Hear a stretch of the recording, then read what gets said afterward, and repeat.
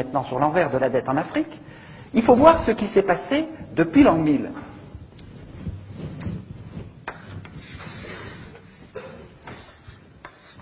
Je dessine brièvement l'Afrique. En l'an 1000, les Africains, ils naviguaient jusqu'en Chine. Il y avait de très grands États en Afrique. À la même époque, nous, en Europe, on clapotait péniblement dans la Méditerranée.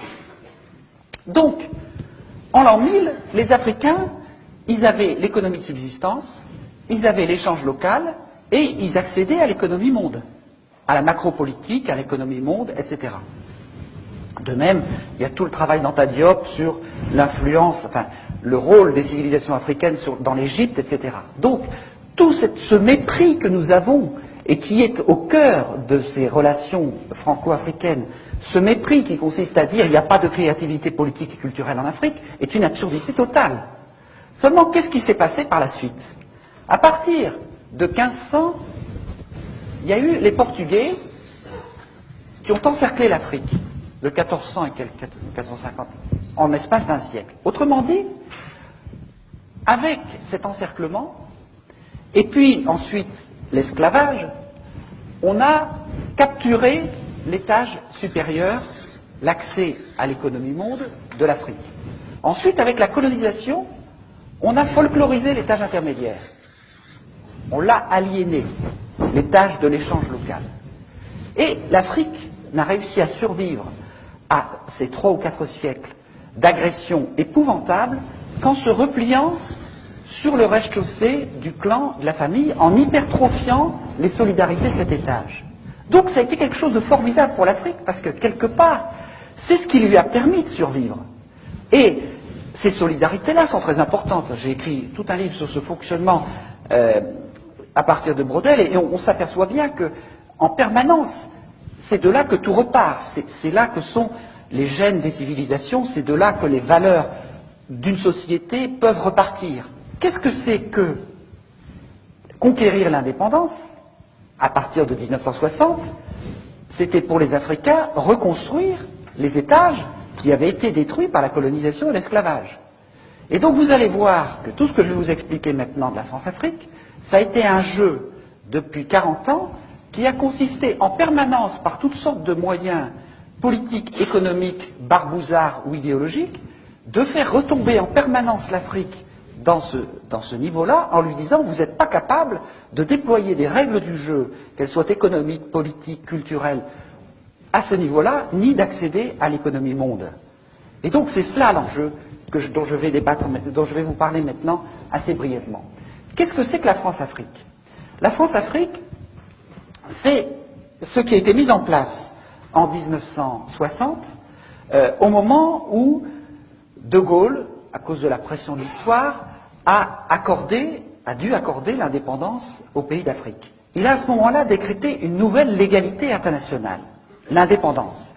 Et en même temps, il a chargé son bras droit, Jacques Foccart, de faire exactement l'inverse.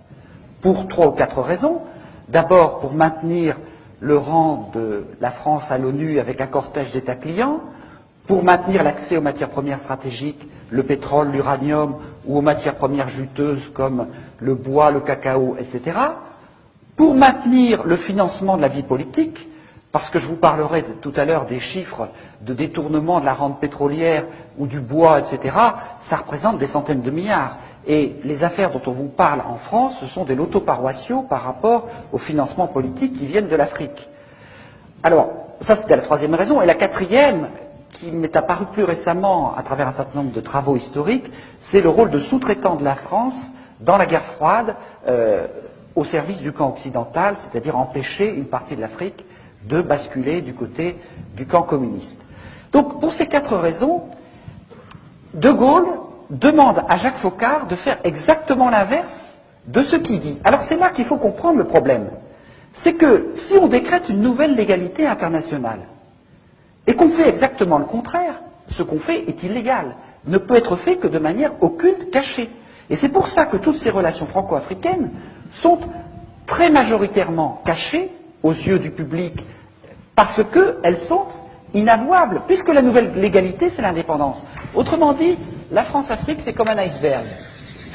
vous avez 10% d'émergés, la France, patrie des droits de l'homme, meilleure amie de l'Afrique, généreuse, etc., toute une face immaculée dans la relation franco-africaine, et vous avez 90% d'immergés, qui est la réalité profonde de la réalité franco-africaine, qui est le système mis en place par Jacques Foccart et qui visait à maintenir la dépendance.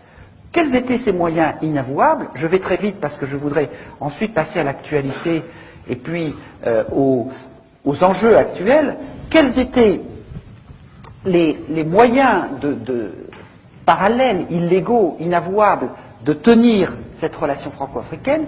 Le premier, ça a été de faire un grand ménage pour choisir des chefs d'État amis de la France, souvent d'ailleurs avec la nationalité française, parfois tout simplement des agents des services français comme Omar Bongo, qui vivent souvent en France d'ailleurs, tous ces gens-là.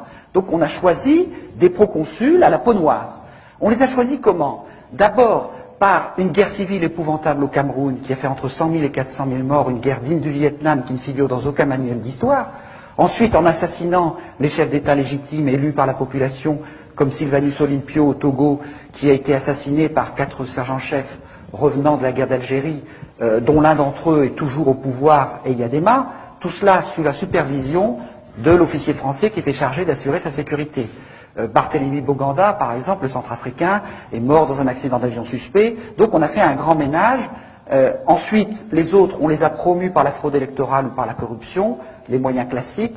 Il n'y en a qu'un seul qui a résisté, qui est Sékou Touré, mais qui a connu tellement de vrais complots en l'espace de 2 ans qu'il a fini par en voir défaut et par devenir paranoïaque, donc par être écarté quelque part du jeu.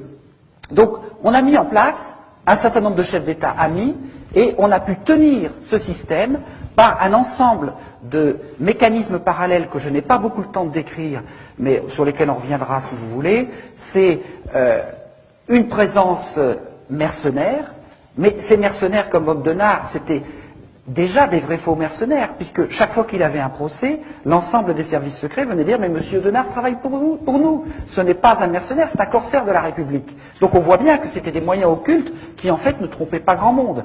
Mais il y a d'autres moyens beaucoup plus subtils, beaucoup plus forts, c'est les entreprises faunées des services secrets français, notamment Elf, dont le Floch Prigent, l'ancien PDG, nous explique simplement que Elf, c'était le fauné des services secrets français, c'est-à-dire que les dizaines, les centaines de milliards prélevés sur le pétrole, entre le prix d'achat très faible et le prix de vente, et aussi avec les quantités de cargaisons non déclarées, une cargaison non déclarée,